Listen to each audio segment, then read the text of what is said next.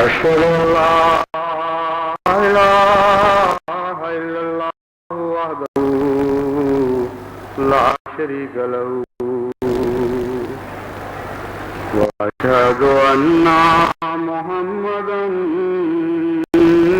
عبده ورسوله أما بعد فأعوذ بالله من الشيطان الرجيم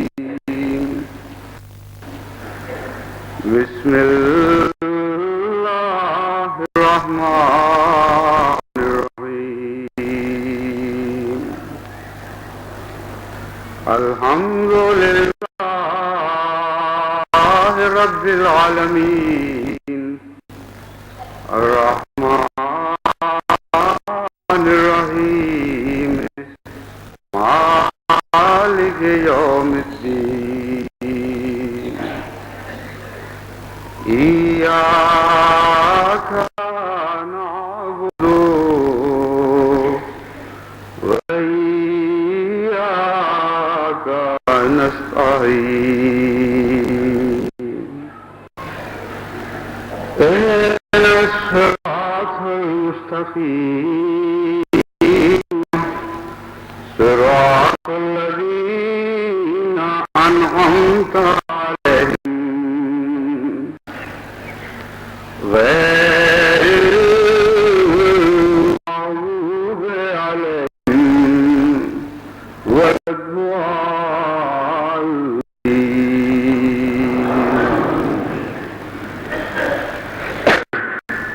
قل أعوذ برب الفلق من شر ما خلق ومن شر غاسق إذا وقب ومن شر النفاثات في العقد ومن شر حاسد إذا حسد. قرآن کریم کا کہ بہت ہی پیارا اسلوب ہے کہ دعاؤں کے رنگ میں انسان کی تربیت فرماتا ہے. دعاؤں سے جو فائدہ انسان کو پہنچتا ہے اس کے علاوہ ان دعاؤں میں بڑے گہرے مضامین ایسے ہیں جو انسان کی تربیت سے تعلق رکھتے ہیں. اس کے ذہن اور اس کے قلب، اس کی فکر اور اس کے جذبات کو توازن بخشتے ہیں، اور وہ غلطیاں جن میں انسان مختلف جذبات اور مختلف مواقع پر مبتلا ہو جایا کرتا ہے، ان غلطیوں کی نشاندہی کرتے ہیں اور ان ٹھوکروں سے بچاتے ہیں. یہ آیات سورہ فلق کی جو میں نے تلاوت کی ہیں، ان میں بھی ایسی ہی بہت پیاری بات سکھائی گئی اور ایک ایسے مضمون سے انسان کو آگاہ کیا گیا کہ اگر اس سے باخبر رہے تو ترقیات اور فضلوں اور رحمتوں کے وقت بے خوف نہ ہو، اور جتنے دنیا کی نظر میں خوف ہیں ان خوفوں کے وقت مایوس نہ ہو. وہ ہر حالت میں انسان کو اعتدال کا سبق سکھایا گیا ہے. قل اعوذ برب الفلق من شر ما خلق. فلق کہتے ہیں بیج کے ٹوٹنے کو اور پھولوں کے پھٹ کر ایک نئی قوم کرنے کو، اور رات کے صبح کو تبدیل ہو جانے کو، اور اس کے علاوہ اس کے برعکس معنی بھی فلق کے ساتھ وابستہ ہیں. اللہ تعالیٰ قرآن کریم میں فرماتا ہے ان اللہ خالق الحب والنوا یخرج الحی من المیت ومخرج المیت من الحی ذالکم اللہ فانا تؤفکون. کہ دیکھو ان اللہ خالق الحب والنوا، اللہ بیجوں اور پھولوں کو پال کر نئی زندگی پیدا کرنے والا خدا ہے. یخرج الحی من المیت اسی طرح وہ مردوں سے زندگی نکالتا ہے، لیکن اس بات سے بے خبر نہ رہنا کہ یہ مضمون بعض صورت میں بھی ظاہر ہوتا ہے، وہ میت من الحی، اور زندوں سے موت بھی نکلتی رہتی ہے، زندوں سے پیدا ہوتے رہتے ہیں، اور زندگی موت میں بھی ہوتی رہتی ہے، چونکہ دونوں پہلو سامنے ہیں۔ اس لیے جب بھی انسان کے لیے ترقیات کی نئی آئیں، نئی صبح نثار ہوں، انسانی کوششوں اور محنتوں کا ثمرہ اللہ تعالیٰ سے عطا ہو، اور وہ کوششیں ٹوٹ کر قوم تبدیل ہو رہی ہوں، تو اللہ تعالیٰ فرماتا ہے کہ اس میں فخر کا کوئی مقام نہیں، بے فکر ہونے کی کوئی بات نہیں، ایسے کی ضرورت نہیں جو سچی اور دنیا کے جانے ہوں، کیونکہ حقیقت میں ہر زندگی کے ساتھ ایک موت بھی لگی ہوئی ہوتی ہے، ہر روشنی کے ساتھ کچھ اندھیرے بھی وابستہ ہوتے ہیں۔ ایسے موقع پر ہمیں رب کے حضور جھکنا چاہیے جو خالق ہے، جس نے نظام میں خیر و شر پیدا فرمایا ہے، اور اس سے یہ عرض کرنی چاہیے کہ اے اللہ ہمیں اس زندگی کے نئے دور میں داخل فرما کہ اس کے ہر شر سے محفوظ رکھنا اور ہر خیر برکت ہمارے بارے میں ڈال دینا۔ یہ ہے وہ مضمون جس کو بلانے کے نتیجے میں فتوحات کے وقت فخر پیدا ہو جاتے ہیں، ادنا نعمتوں کے حصول کے وقت انسان اپنی عادت سے بے نیاز اور بے فکر ہو جاتا ہے، زندگی کے ایک پہلو کو حاصل کر کے زندگی کے دوسرے پہلو سے بند کر لیتا ہے۔ تھوڑی سی چیز نعمت اس کو ملے تو اس نعمت کے نتیجے میں وہ خود مالک بن بیٹھتا ہے اور خدا سے غافل ہو جاتا ہے، نتیجتاً اس شخص سے بے پرواہ ہو جاتا ہے جو نعمت کے ساتھ ملک ہوتا ہے۔ اگر نعمت کا صحیح استعمال ہو تو انسان شر سے بچ جاتا ہے، اگر غلط استعمال ہو تو شر کے بعد لعنت تعاقب میں آتا ہے۔ چنانچہ یہی وہ کو ایک اور رنگ میں اللہ تعالیٰ نے بیان فرمایا ہے ان علی الانسان اعرض ونأى بجانبه واذا مسه الشر کان یئوسا، کہ ایسے دوسرے لوگ ہوتے ہیں جو سے واقف نہیں رہتے، جو بے پرواہ ہو جاتے ہیں اللہ تعالیٰ کی کائنات کے حاضر، ان کو جب نعمت عطا فرماتے ہیں آپ جانب ہے، اس کا ایک پہلو یہ ہے کہ نعمت لینے سے انکار کر دیتے ہیں۔ اس مضمون پر پہلے اس ایک پردے میں کچھ روشنی ڈالتا ہوں۔ ایک اور پہلو یہ ہے کہ نعمت کرتے ہیں اور وہ آرزو و ناب جانب ہے، وہ خود پرستی کا مبتلا ہو جاتا ہے، پہلے صحیح کرتا ہے دین سے اور شکر ادا کرنے سے، وہ ناب جانب اور چیز اپنی جانب سے لیٹ لیتا ہے، پہلے صحیح اس رنگ میں کہ وہ نہیں تھا، نہیں ہے سب کچھ، اور یعنی خدا تعالیٰ کی رحمت سے اور اس کے شکر سے کلیت ہو جاتا ہے، اور نہیں جانتا کہ اس کے بعد شر بھی آنے والا ہے۔ ایسی حالتیں ہمیشہ شر لے کر آتی ہیں، نتیجہ ویسا مسئلہ الشر کان یئوسا، اس وقت بھی جب شر اس کو پہنچتا ہے تو مقابلے کی طاقت کے شخص میں وہ ایک حیثیت سے مغلوب ہونا جانتا ہے۔ یہ نفس فلسفہ جو قرآن کریم بیان فرما رہا ہے کہ وہ لوگ وقت نظریں نہیں جاتے، وہ ایک مغلوب ہو جاتے ہیں، جس طرح مغلوب ہو جاتے ہیں اس طرح سے مغلوب ہو جاتے ہیں، اور شر آتا ہے تو زندگی سے مایوس ہو جاتے ہیں، ان کو کوئی روشنی کی کمی نظر نہیں آتی۔ ان چیزوں سے پناہ کی تلقین فرمائی گئی، دعا سکھائی گئی، قل اعوذ بالفلق من شر ما خلق، اے خدا جو نئی نئی چیزیں پیدا کرنے والا اور ہمارے لیے ترقی نئے راستے کھولنے والا ہے، جو ہماری کوششوں کے بیچ نئے فوجوں اور لہلاتی قوموں میں تبدیل کرنے والا خدا ہے، تو زندگی کے اس عمل کے شر سے ہمیں محفوظ رکھنا، کیونکہ ہر پیدائش کے ساتھ کچھ شر لگے ہوئے ہیں، اور غافل نہ ہونے دینا موت سے، کیونکہ جس وقت زندہ چیز موت کے خطروں سے غافل ہو جاتی ہے وہ ہمیشہ انحطاط پذیر ہو جاتی ہے۔ شر غاسق اذا وقب، اور رات کے خطروں سے بھی جب وہ چھا جائے، غسق رات جب اندھیری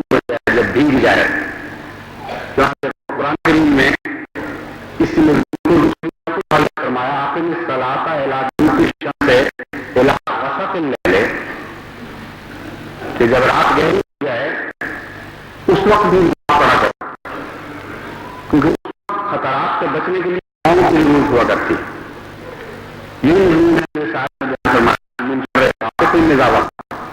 اس وقت کھڑے ہو جائے تو عبادت کے لیے کیا کہ رات کے خطرات میں محفوظ رکھنا ایک صبح امید پیدا فرمائی. لیکن ہم جانتے ہیں کہ ہر صبح کا ایک رات بھی وابستہ ہوا کرتا. تو صبح کے فضول تو لے کے آیا، لیکن رات گھر سے بھی ہمیں محفوظ رکھنا.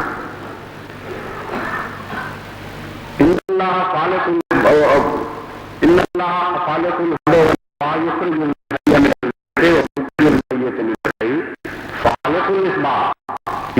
ہے جس کی طرف قرآن کریم میں خود اشارہ فرمایا. فالق الاصباح وجعل الليل سكنا والشمس والقمر حسبانا. فالق الاصباح ہے، لیکن ایک بات بھی آ کرتے ہیں فلک کے بعد خدا کے مومن جو اس طرح کرنے والے ہیں، اس کی یاد میں مبتلا رہتے ہیں، ان کی وہ رات سکینت لے کے آتی ہے اور بے چینی اور بے فکری کرنے والی ہوتی ہے. لیکن وہ لوگ جو اس نظام سے غافل ہوتے ہیں، اللہ کی یاد سے غافل ہو جاتے ہیں، وہ یاد کر لے کر جاتی ہے.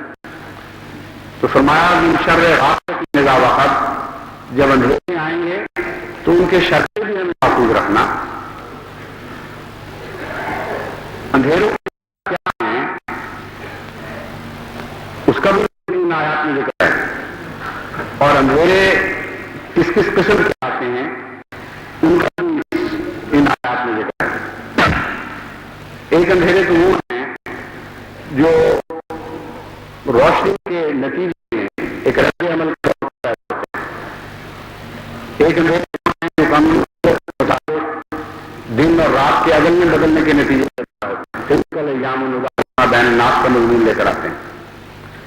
یعنی ترقیات تو عطا ہوتی ہیں خدا، لیکن جو قومی ان ترقیات کا شکر ادا نہیں کرتی وہی دین کے لیے راتوں میں تبدیل ہو جایا کرتے ہیں. اور قوم کی تاریخ کا خلاصہ یہ ہے کہ کبھی وہ عروج حاصل کر رہی ہیں، کبھی زوال حاصل کر رہی ہیں. لیکن یہ تو ہے کہ یہ تبھی نظام کے طور پر ہمیں ملتا ہے، لازماً روشنی کے بعد اندھیرے میں آنا ہے. مگر قرآن کریم فرماتا ہے کہ وہ روشنیاں جو ہم مذہبی قوموں کو عطا کیا کرتے ہیں ان کے بعد اندھیرا لازم نہیں ہے. ہو سکتا ہے اور تمہارے اپنے اختیار میں ایک حد تک کہ ان روشنیوں کا زمانہ لمبا کر لو. کیونکہ اللہ تعالیٰ فرماتا ہے ان اللہ لا یغیر ما بقوم حتی یغیروا ما بانفسہم وَإِذَا أَرَادَ اللَّهُ بِقَوْمٍ سُوءًا فَلَا کہ خدا تعالیٰ نے ایک تقدیر بنا دی ہے، تقدیر ہے جو جو نعمتیں کسی قوم کو عطا فرماتا ہے ان کو پھر تبدیل نہیں کیا جاتا حتیٰ یغیروا ما بانفسہم، یہاں تک کہ وہ خود تبدیل ہونے لگتے ہیں، خود بڑھانے لگتے ہیں تباہی کو اور ہلاکت کو اور تنزل کو. اس وقت خدا کی اور تقدیر ظاہر ہوتی ہے اور ان کے اعمال کا نتیجہ ان کے سامنے پیش کیا جاتا ہے. وَإِذَا أَرَادَ اللَّهُ بِقَوْمٍ سُوءًا فَلَا مَرَدَّ لَهُ، پھر جب فیصلہ کرتا ہے مبتلا کیا جاتا ہے تو اس فیصلے کو کوئی ٹال نہیں لا مرد. تو یہ بھی اندھیرے ہوتے ہیں جو خدا کی عطا کردہ آتے ہیں، لیکن ان اندھیروں بندوں کا دخل ہے. وہ کوئی ایسا نظام نہیں ہے جو ٹالا نہیں جا سکتا. اس کے درخت کچھ ایسے اندھیرے ہیں جو روشنیوں کے نتیجے میں آج خود پیدا ہو جاتے ہیں اور کافی پیدا ہوتے ہیں. ان کا قرآن کریم میں اسی بات ہے. وہ اندھیرے ہیں ترقی کے نتیجے میں حسد کی پیداوار، اور وہ اندھیرے مومن کے خوشی کی تقدیر کے ساتھ ساتھ لازماً چلتے ہیں. وہ خدا کی طرف سے عائد کردہ اندھیرے نہیں بلکہ خدا کے دشمنوں کی طرف سے عائد کردہ اندھیرے ہیں. چنانچہ فرمایا من شر غاسق اذا وقب ومن شر النفاثات فی العقد، کہ اندھیروں سے بات ہے کہ جب تم تعالیٰ سے دعائیں کرتے ہوئے آگے بڑھو گے اور اس کی تبدیلی کے نظام میں ہر خیر سے برکت پانے لگو گے لیکن ہر شر سے محفوظ رہو گے، تو اس کے نتیجے میں دشمن کے اوپر ہو جائیں گے اور ان اندھیروں کے تم پر بھی اندھیرے طائر کرنے کی کوشش کریں گے۔ نفاقات سے لوگ تمہارے جو تعلقات قائم ہوں گے، جو تمہارے روابط پیدا ہوں گے، دنیا میں تمہاری تبدیل ہو گے، نئی قوم میں تمہارے رابطے پیدا ہوں گے، ایسے تمام واقعات اللہ تعالیٰ فرماتا ہے کہ کچھ ایسے بھی ہوں گے اس کے نتیجے جو ان تعلقات کو چھوڑنے کے لیے، ان میں زہر ہونے کے لیے پھونکے ماریں گے۔ نفاقات کہتے ہیں پھونکنے والوں کو، ان جادو کرنے والیوں کو بھی نفاق کہا جاتا ہے، لیکن نفاق کا مطلب سانپ سے تعلق رکھتا ہے۔ چنانچہ کہ جادو ہونے کا مطلب مستعار لیا گیا، اپنی یعنی سانپ جب زہر تھوکتا ہے کسی چیز میں، کس بولتا ہے، تو اس کو عربی میں نفاق کہتے ہیں۔ تو فرمایا ایک طرف زندگی کا انتظام کر رہی ہوں گی، دوسری طرف موت تھوکنے والے بھی تعلق کریں گے، جو تمہارے تعلقات کی آنکھوں میں موت پر تھوکیں گے یا موت کا زہر بولنے کی کوشش کریں گے۔ اللہ تعالیٰ بتاتا ہے کہ یہ خطرات وابستہ ہیں، یہ وہ خطرات ہیں جن سے تمہاری تقدیر جو تمہارے مقدر میں ہیں ان کو کوئی ٹال نہیں سکتا۔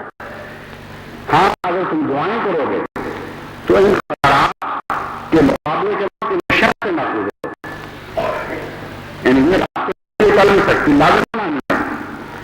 اندھیرے کی پیداوار چلائیں اور بچنے لگیں، چور چکر ہو جائیں، یہ تو ایک ایسی قدرت خداوندی ہے جس کو کوئی بدل نہیں سکتا۔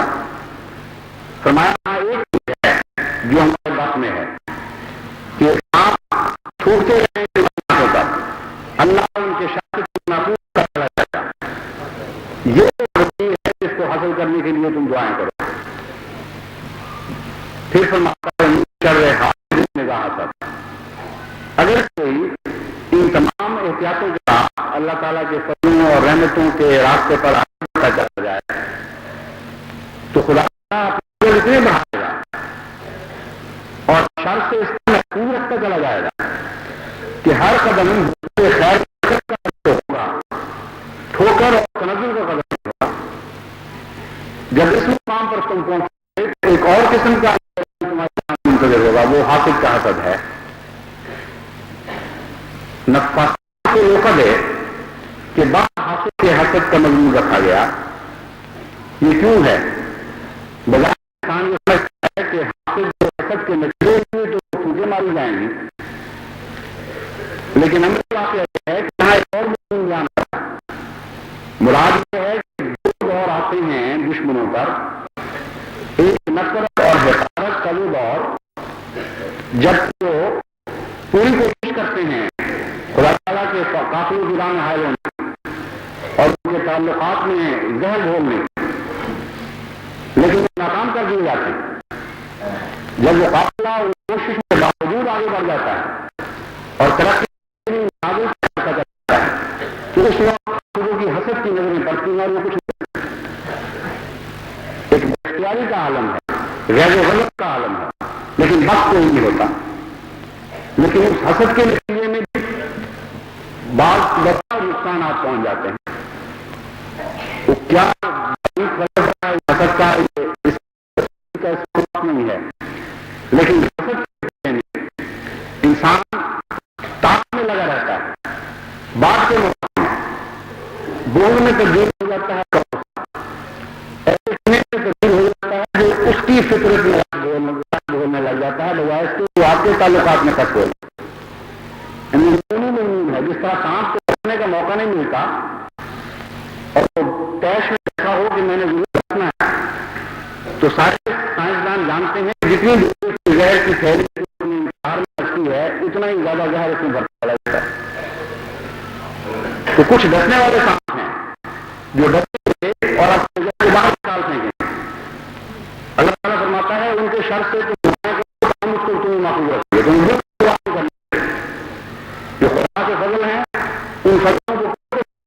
सकता, तुम कर सकते हो, अगर तुम ना बदलोगे तो मैं नहीं बदलूंगा।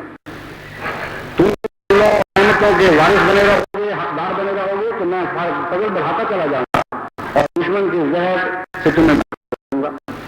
लेकिन कुछ असली ऐसे भी रह जाएंगे जिनका बस नहीं चलता, तो तरक्यात पर तुम्हें गामगम देखेंगे और अपने अंदर वो कस बोलने लगेंगे, अपने गैर को बढ़ाते चले जाएंगे। ये है हसद का मजमून जिस पर तान टूटी है सारे मजमून की, और ये मुस्तकिल होता चला जाएगा और तुम्हारी हर तरक्की के नतीजे में ये बोल बढ़ता चला जाएगा, आप उनकी पेश जाए या ना जाए। ऐसे हाफिज, ऐसे किनार इंतजार में रहते हैं, कभी गलत हो किसी जमात से, किसी उसको उनका डर लगता है और फिर वो बड़ी कुव्वत के साथ बचने की कोशिश करते हैं। तो एक दफा बचने के बाद हमेशा के गाफिल नहीं हो जाना, यह समझना कि आगे मौत किसी के वैसे से भी इंतजार नहीं कर रहे, वो तो तुम्हारी पास में बैठी रहेगी और जितनी देर लगेगी उसको इंतजार में, उतना ही उसका ज़ाहिर बढ़ता चला जाएगा। इसलिए क़यामत तक के लिए हर दुश्मनी के शर से महफूज रखने की दुआ सिखा देगी। कितना शान कलाम है, कोई एक पहलू भी बाकी नहीं छोड़ा जो तरक्यात की राह पर चलने वाली कौमों की काम पेश आ सकता है, जिसका करना पड़ता है। सबसे पहली बात जो फरमाई गई उसमें कुछ, उसके नतीजे में कुछ जिम्मेदारियां भी पैदा होती है। अल्लाह ताला फरमाता है कुल आऊज़ु बिरब्बिल फलक मिन शर्रि मा खलक। फालिक अल्लाह है, तुम समझते हो कि तुम्हारी कोशिशों के नतीजे में एक चीज पैदा हुई, लेकिन जान लो कि रब्बुल फलक सिर्फ खुदा है बात में। अगर तुम ये जान लो कि खुदा ही है जो पैदा करने वाला है, तो झूठे तकब्बुर, झूठे तफाकुर ये तुम्हें पैदा ही नहीं हो सकते। इसके साथ तो पैदा हो सकता है, इस एहसास कि हमारी कुछ कोशिशें नहीं थी, फजल थे, लेकिन वो खोखली और हल्की बातें जो इन बातों को ना जानने, अंदाजों को लेने वालों के दिल में पैदा हो जाती हैं हासिल के बाद, उन बातों से मोमिन महफूज रखा जाता है। मुझे इसका ख्याल 3 दिन पहले इस तरह आया कि जब मैं यहाँ पहुंचा तो लोगों ने तबन खुशी का इजहार किया। अल्लाह ताला ने खिदमत की तौफीक अता फरमाई थी और बड़ी मोहब्बत का इजहार, बेख्तियार जुलूस और जज्बात फूट रहे थे दिलों से, कुछ नारे बनकर, कुछ पाए बनकर, कुछ वैसे शेरों से हो रहे थे। पाकिस्तान में दाखिल होने से लेकर रज़ा पहुंचने तक मंजर देखा, लेकिन आप नारे ऐसे सुनने से बहुत तकलीफ पहुंची। मसलन ये कहा गया फातिह स्पेन, अगर तुम खिदमत के मैदान में पूरी तरह दाखिल नहीं हुए, इतनी जल्दी इतने बड़े बड़े दावे कर बैठना और इन दावों के शर से महफूज रहने की बात करना, ये बहुत खतरनाक खेल है। जो शर लगे हुए हैं हर तकलीफी नौ के साथ, एक ये डर भी है कि इंसान बहुत बड़े बड़े दावे करने लग जाए, उछलने लग जाए छोटी सी बात पर, और इतना शोर मचा समझे सब कुछ कर लिया। इसके शहर में बड़े तफसीली जिनकी तरफ ज़हन मुंतकिल हुआ, तो आज मैंने खुद में इन आयात में खुतबा का मौजू बनाया। इन जाहिर को मैंने बहुत सारी बातें बयान कर दी, लेकिन है कि कुरान की आयत लामुतनाही मज़ामीन रखते हैं। अगर शर के मज़ामीन पर और हर पैदाइश के साथ ताल्लुक रखने वाले शर के मज़मून पर गौर करते चले जाएं, तो जितनी बार गौर करेंगे ये मज़मून भी सिर्फ खत्म नहीं हो सकता, क्योंकि अल्लाह को लामुतनाही है रब्बुल फलक के मुज़ाहरात। वो किस तरह रब्बुल फलक बनता है, किन किन मौकों पर वो किस शान के साथ रब्बुल फलक बनकर जाहिर होता है, इतना इतना तस्वीर है कि इंसान इसी में डूब जाए तो एक नस्ल नहीं, सैकड़ों नस्लें भी डूबी नहीं, मजमून की अथा को नहीं पहुंचती। साइंसदान जो अब तक कर रहे हैं खुदा की रब्बुल फलक, अगरचे बाशऊर तौर पे तो इस तरह और नहीं कर रहे हैं,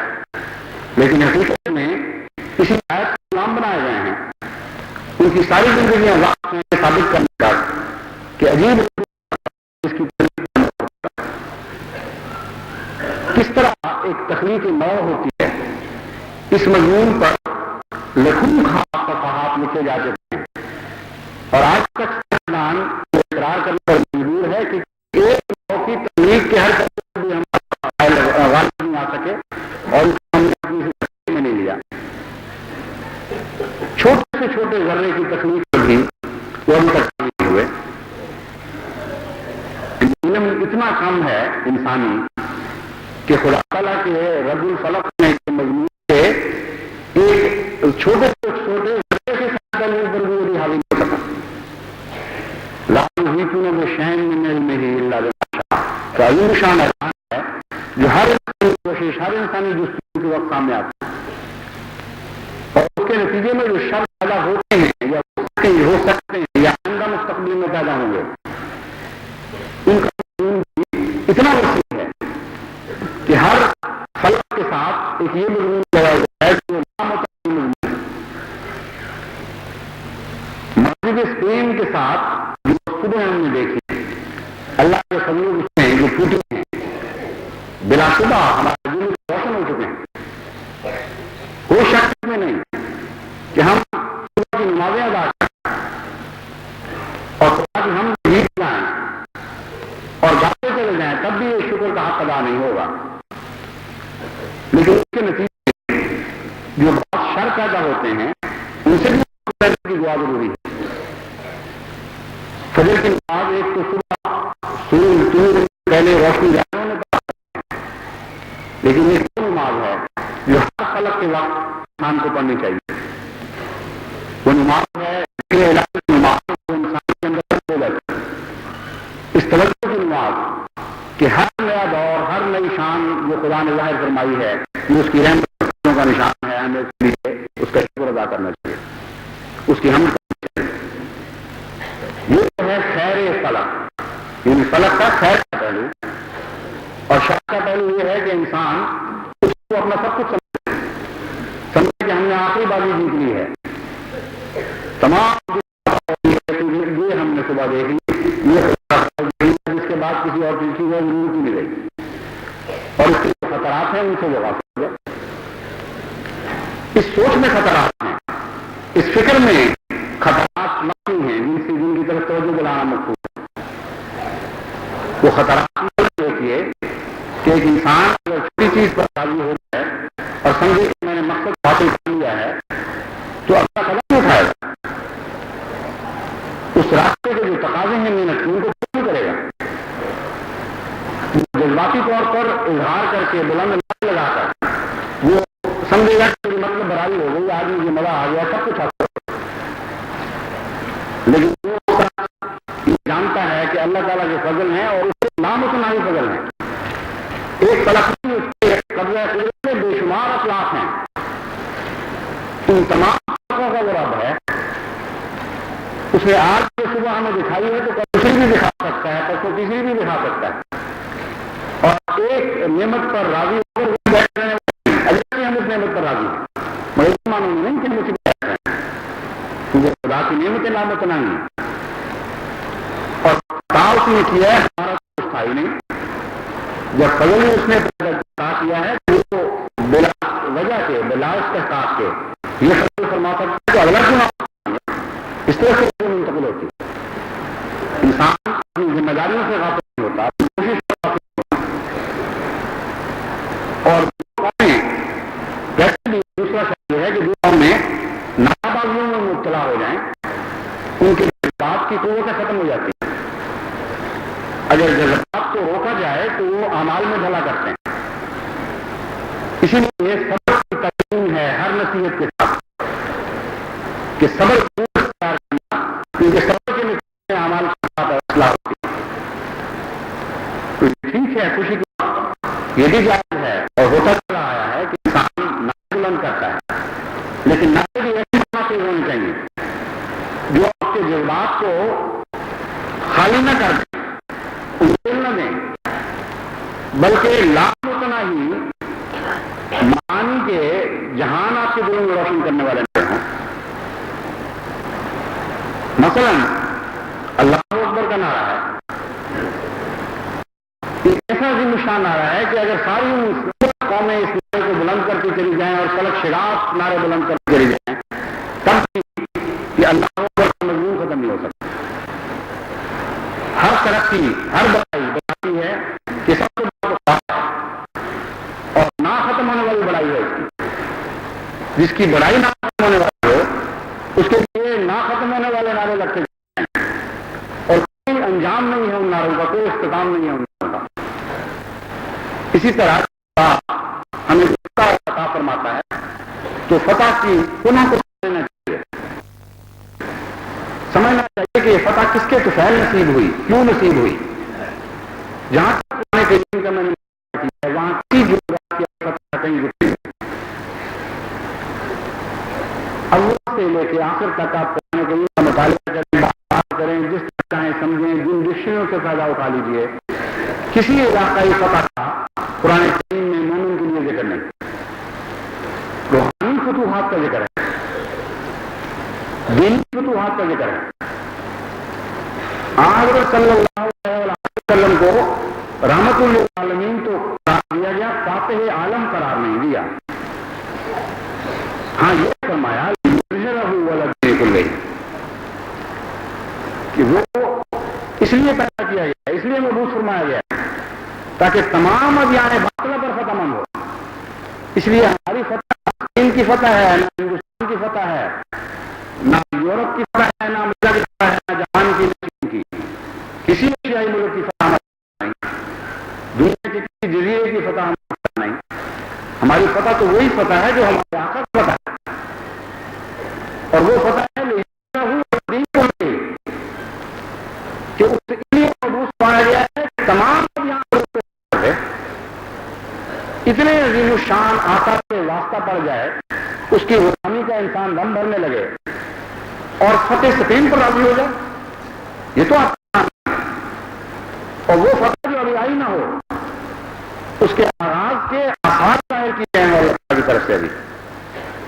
اس لیے اپنے اندر توازن پیدا فرمائیں، باشعور بنیں، بالغ نظر بنیں، ان دعاؤں سے سبق سیکھیں جو توازن ذہنی اور فکری دعائیں آپ کو سکھاتی ہیں۔ غور کر کے دعائیں کیا کریں اور اس توازن کو حاصل کریں، اس توازن کے لیے دعا مانگا کریں، پھر اللہ تعالیٰ آپ سے بہت بڑے کام لے گا۔ پھر آپ کی فتوحات کے دروازے لامتنا ہی ہیں، اس وقت تک آپ کی فتوحات ختم نہیں ہوگا جب تک کہ دین کلے کی کوئی گری نہیں ہو جاتی۔ بس آپ صلی اللہ علیہ وآلہ وسلم فاتح ادیان باطل ہیں، یہ نہ ہونا چاہیے کہ اے اللہ اس فاتح ادیان باطل پر سلام بھیج اور درود بھیج، جس کی رحمتوں اور برکتوں سے ہم قدم آگے بڑھا رہے ہیں، اس کے ہمیں تو نعمت ہو رہی ہیں، نعمتوں پر آج ہم خوب راضی ہیں، لیکن ان معنوں میں راضی نہیں ہوگی۔ تیرا وہ جس کے ساتھ ہم وابستہ ہو گئے وہ ساری اس کی ذات کے ساتھ وابستہ ہے، جب تک وہ حاصل نہیں کریں گے ہم راضی نہیں ہوں گے۔ اس لیے رضا کے دو معنی ہیں، ایک پہلو سے ہم ہر حال میں راضی ہیں، تو طرف سے تب بھی راضی ہیں، تیری طرف سے چھوٹی ہو یا بڑی ہو، لیکن ایک رضا ہے ایسی جس کے بعد آگے کوئی اور خواہش پیدا نہیں ہوتی، وہ رضا موت کی نشانی ہے، وہ رضا زندگی کی علامت نہیں ہے۔ اس لیے دوسرے معنوں میں رضا کے ایک نہ ختم ہونے والی بات ہے جو ہمیں اپنے رب کے حضور پیش کر جانا چاہیے، اور حضرت صلی اللہ علیہ وسلم پر ہر فتح کے وقت بھیجنے چاہیے کہ جتنے بھی ادیان باطلہ یا ان کے اجزاء فتح ہوں گے ہمارے ہاتھوں پر انشاءاللہ تعالیٰ، یہ ان سارے کی حضرت محمد مصطفیٰ صلی اللہ علیہ وسلم کے ساتھ رہتے رہے ہیں۔ ہم تو اپنا غلام ہیں آقا کے، جس کے یہ چھوٹی چھوٹی فتوحات نصیب ہوتی ہیں۔ اللہ تعالیٰ ان فتوحات کے دروازے وسیع کرتا چلا جائے، نیا میدان ہمیں نظر آئے قربانی کے، اور اللہ تعالیٰ کے حضور عزت کے ساتھ قربانیاں پیش کرنے کے بعد ہم لوگ پیش کریں، اور حضرت محمد مصطفیٰ صلی اللہ علیہ وسلم کے قدم کی برکت سے وہ قربانیاں قبول ہوں اور نئی نئی فتوحات کے دروازے ہم پر چلے جائیں۔ خدا کرے کہ ایسا آج چونکہ اجتماع ہے خدا اور اللہ تعالیٰ کے فضل سے جو مل رہی ہیں بہت ہی خوشکن ہے، حاضری کی تعداد تھی، سائیکلوں پر آنے والوں کی تعداد تھی، اور نئے نئے انہوں نے ریکارڈ قائم کیے ہیں چھوٹے چھوٹے، لیکن ان قانون تھے کہ ہر چھوٹی سی حرکت پر بھی ہونا چاہیے، ہم بہت ہیں، لیکن کے ساتھ ان چھوٹے چھوٹے فضلوں کو بڑھاتا چلا جائے، لامتناہی کرے، ہمیشہ ہم ترقی کی اگلی منزل پر قدم رکھتے چلے جائیں اور کسی ایک جگہ ہمارے لیے قرار کا مقام نہ آئے۔ اس اجتماع کے وقت عموماً یہی دستور چل رہا ہے کہ دینی خیال کی وجہ سے نمازیں جمع کی جاتی ہیں، زور اور اثر کی نماز جمع ہوتی ہیں، جمع ہوں گی، جمعے کے ساتھ اثر کی نماز جمع ہوگی۔ اجتماع میں جو شامل ہوں گے وہ زور اور اثر اور مغرب اور عشاء جمع کرتے ہیں، لیکن مسجد مبارک میں یہ نمازیں اپنے آپ پر ہوا کریں گے، وہاں جمع کرنے کی کوئی ضرورت نہیں ہے۔ اس لیے اللہ تعالیٰ ہم نماز اثر یہیں جمع کریں گے، 3:30 بجے انشاءاللہ تعالیٰ افتتاح ہوگا۔ چند منٹ آگے پیچھے انتظام کی دقتوں کی وجہ سے ہو جائیں تو الگ بات ہے، عموماً 3:30 یا 3:45 تک انشاءاللہ تعالیٰ افتتاح ہو جائے گا، تو جو دوست شامل ہو سکتے ہیں اس میں شامل۔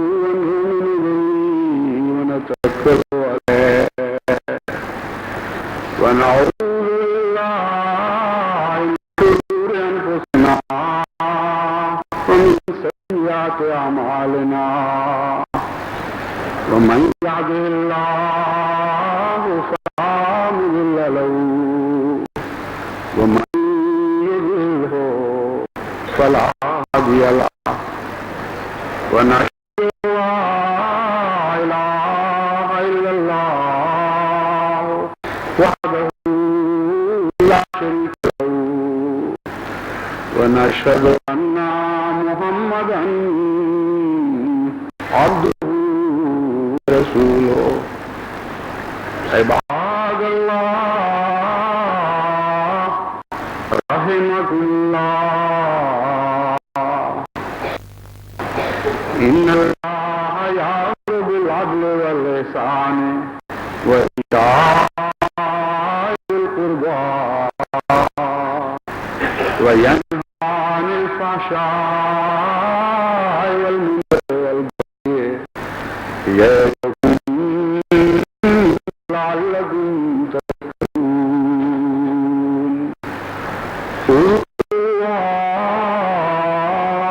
يذكركم وادعوه يستجب لكم وذكر الله